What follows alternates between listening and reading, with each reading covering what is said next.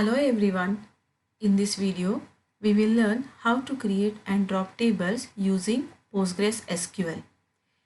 In last video, we have already learned how to create and drop databases using PostgreSQL.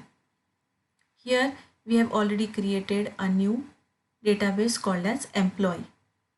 To create new tables in database employee, we must have to connect it to that database first. So to connect to the database, the command is \c and then type the database name. So we are connected to the database employee. Also our prompt is changed from Postgres to employee. Till now we do not have any tables in the database employee.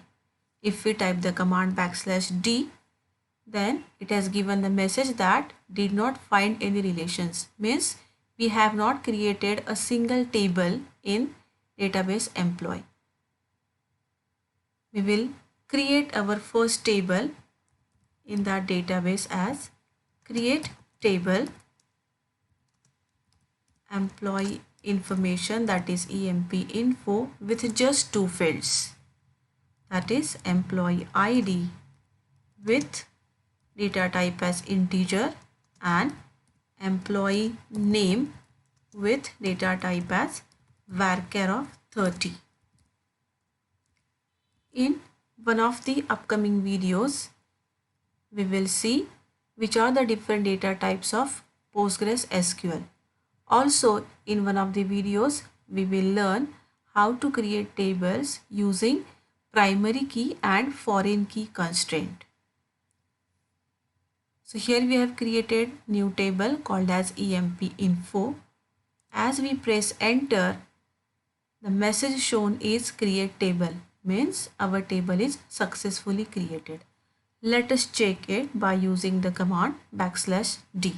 Yes, it has shown our newly created table as emp info. If we want to see which are the fields of that, we can type here \d and the table name. Here our table name is emp info. Yes, we have two fields, emp id and emp underscore name. Now we will learn how to drop the table. So to drop the table, we will give the command drop table and table name, that is emp underscore info. It has given us the message that drop table, means our table is dropped. Again, let us check it. Yes, the message shown is did not find any relations, because till now we have created only one table, which was emp info, and just now we have deleted it.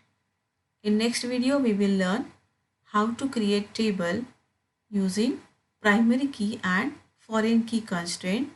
Also, we will learn how to insert data in those tables. Thank you.